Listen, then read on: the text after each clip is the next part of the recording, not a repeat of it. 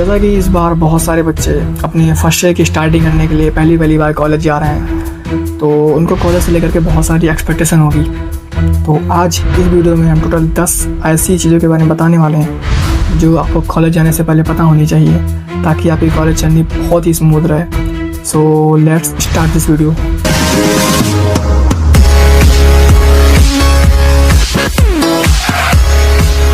तो पहली चीज़ है, your college will not decide your future but your skill will. तो ट्राई करना कि तुम अपने कॉलेज के टैग पे हवा में मत उड़ना, क्योंकि जैसा मैंने प्रीवियसली एक वीडियो बनाया था, जैसा मैंने बताया था कि बहुत सारे बच्चे NITs में लोअर ब्रांच ले लेते हैं और फिर वहाँ पे जाके सोचते हैं कि उनके पास NIT का टैग है, मतलब उनको अच्छा खासा पैकेज मिल जाएगा। तो कोई भी कॉलेज में आप क्यों ना हो, चाहे आप NIT में हो, चाहे आप RRR में, या फिर आप कोई भी कॉलेज में क्यों ना हो, आप अपने कॉलेज के टैग के बेसिस पे ये मत जज करना कि मुझे बहुत अच्छा प्लेसमेंट मिल जाएगा, क्योंकि ओवरऑल आपकी स्किल्स मैटर करेंगी। तो ट्राई करना, तुम चाहे जितने ही बेहतर कॉलेज में क्यों ना हो, अपनी स्किल्स पे जरूर काम करना। एंड मैं बहुत सारी स्किल्स का आपको आगे नाम बताऊंगा जो आपको आनी ही नहीं चाहिए। तो ट्राई करना कि कॉलेज के टैग पे प्लेसमेंट लेने की जरूरत नहीं है, अपनी स्किल्स को ज़्यादा इम्प्रूव करना, क्योंकि वो ज़्यादा मेन चीज़ है। एंड ट्राई करना कि अपने कॉलेज के टैग पे प्लेसमेंट की उम्मीद मत रखना, एंड अपनी स्किल्स को इम्प्रूव करना। Second, start learning skills from day one. ऐसा मत सोचना कि अभी तो मैं कॉलेज आया हूँ, 1-2 महीने मजे कर लेता हूँ, उसके बाद मैं स्किल्स पे ध्यान दूंगा। कॉलेज पहुँचते ही स्टार्ट कर देना, चाहे कोई भी स्किल हो, एंड उसको सेगमेंट वाइज बांट के, उसको डे वाइज कैसे इसको कंप्लीट करना है, प्रॉपरली उसको रोड मैप बनाना और उसको कंप्लीट करना, क्योंकि एट द एंड स्किल्स में बहुत फ़ायदा देने वाली है। एंड मेरा पर्सनल एक्सपीरियंस रहा है भाई, मैंने जो स्किल सीखी है ना भाई, खतरनाक, मतलब मुझे बहुत फ़ायदा मिल रहा है उससे। तो ट्राई करना कि स्किल्स पे ध्यान देना और उसको ज़रूर इम्प्रूव करना। सो थर्ड थिंग्स है कि CGPA matters but it's not everything. अब बहुत सारे बच्चे बोलेंगे कि यह बहुत मैटर करता है, मैं बोलता हूँ, बट CGPA के चक्कर में ऐसा नहीं बनना कि तुम जाके अपने रूम में बैठे जा रहे हो, कोई एक्स्ट्रा करिकुलर एक्टिविटी नहीं कर रहे हो, कोई क्लब में नहीं हो। तो ऐसा मत करना, क्योंकि मैंने बहुत सारे बच्चों को देखा है जो इवेंट तक अटेंड करने नहीं आते हैं, केवल अपनी पढ़ाई के लिए। CGPA लाना, अच्छे CGPA लाना, बट ट्राई करना कि बाहर की जो एक्स्ट्रा करिकुलर एक्टिविटीज़ हैं, क्लब्स हैं, इन सबको भी प्रॉपर एक्सपोजर लेना, क्योंकि ये सब भी बहुत इंपॉर्टेंट होते हैं, क्योंकि एट द एंड ये सब भी मायने रखते हैं। मैं ऐसा नहीं बोलता हूँ तुम हर समय मज़े करना, बट थोड़ा बहुत टाइम इन सब चीज़ों पर भी देना, क्योंकि ये सब चीज़ें तुमको बाद में पता लगेंगी कितनी इंपॉर्टेंट थी उस टाइम पे, क्योंकि ये कॉलेज का पीरियड बहुत ही गोल्डन टाइम है। एंड शायद इसके आगे तुमको इन सब चीज़ों पे, यानी कि एक्स्ट्रा करिकुलर एक्टिविटीज़ पे ध्यान देने का मौका ना मिले। तो ट्राई करना कि अपने तुम कॉलेज जर्नी में ही इन सब चीज़ों को अच्छे से एक्सप्लोर कर लो। फोर्थ थिंग है, choose your friend circle wisely. Believe me, ये बहुत इंपॉर्टेंट पॉइंट है, क्योंकि आप अपने फ्रेंड सर्कल का एवरेज ही रहेंगे। तो ट्राई करना तुम्हारा फ्रेंड सर्कल है, जो तुम्हारे दोस्त लोग हैं, वो भाई इनोवेटिव माइंड के होने चाहिए, हमेशा ग्रोथ माइंड के होने चाहिए, पढ़ाई वढ़ाई में मन लगना चाहिए, हर समय बस केवल बिजी नहीं होनी चाहिए अलग अलग कामों में। फ्रेंड सर्कल तुम्हारे मेहनती होने चाहिए, क्योंकि फ्रेंड सर्कल ही सब कुछ होता है।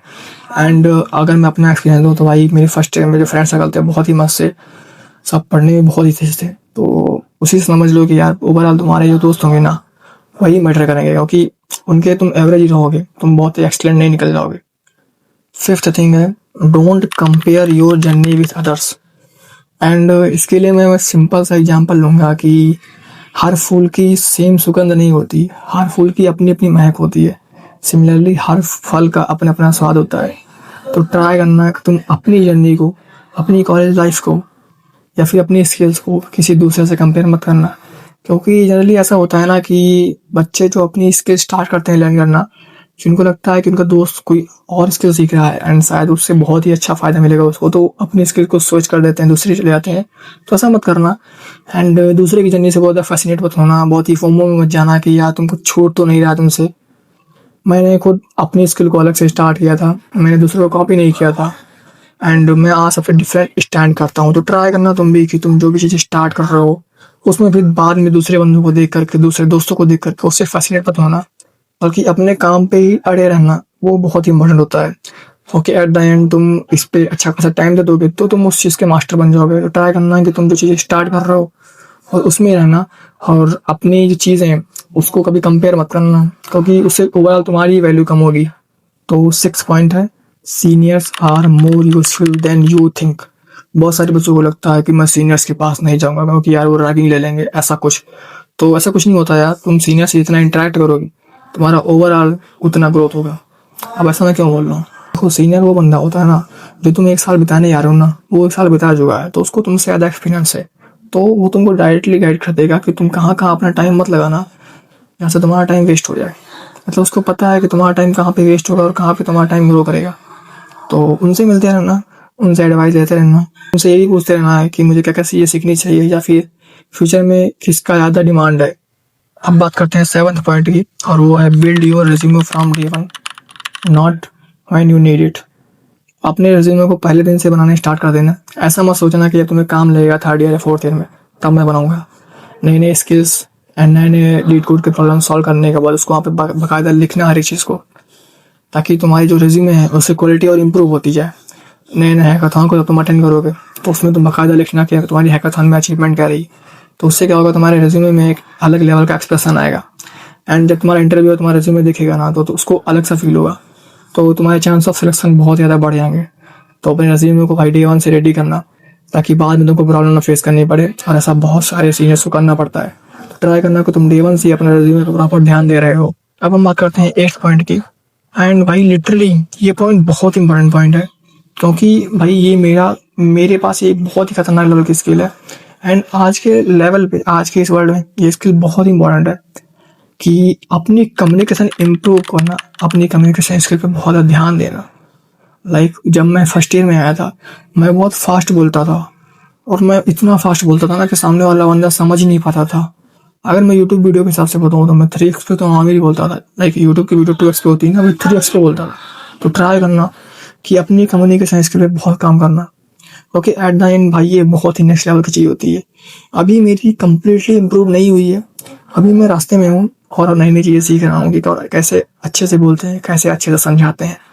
आप मेरी पहले की वीडियो देखोगे भाई मैं उसमें बहुत फास्ट बोलता था, तो अभी बहुत इंप्रूवमेंट हो गया है, बट अभी आगे बहुत सारा इंप्रूवमेंट होना बाकी है।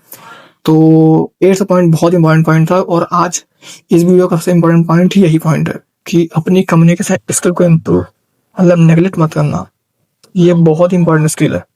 तो अब बात करते हैं 9th पॉइंट की, जो कि है your college life is not a movie. बहुत सारे बच्चे इसको एक मूवी की तरह लेते हैं, आते ही क्लास अटेंड कर रहे हैं, फेस्ट अटेंड कर रहे हैं, सारे मजे कर रहे हैं, बट केवल पढ़ाई नहीं कर रहे हैं। तो ऐसा मत करना यार, अपनी पढ़ाई पे भी बराबर ध्यान देना एंड अपने हिसाब से बैलेंस करना सारी चीज़ों को, ताकि कोई गड़बड़ ना हो।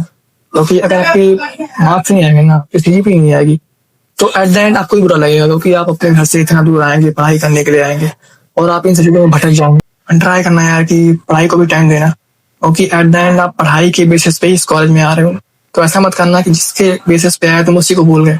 तो पढ़ाई पे ध्यान देना, क्लब्स इन सबको भी अटेंड करना। मैं ऐसा नहीं कर रहा हूँ उसको कम्प्लीटली छोड़ देना, बट प्रॉपर मैनेज कर रहा हूँ। बात करते हैं 10th थिंग की, जो कि है 4 year pass faster than you think.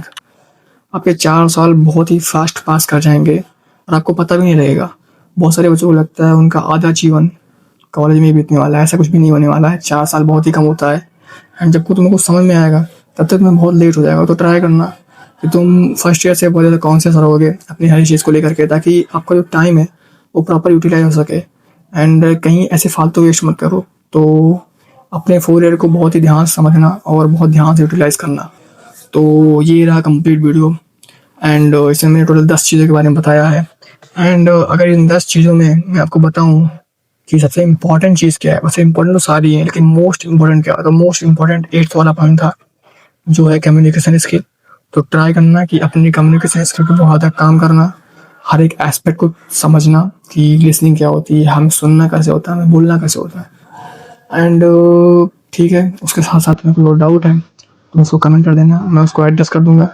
तो मिलते हैं नेक्स्ट वीडियो में, till then bye bye, take care, bye bye.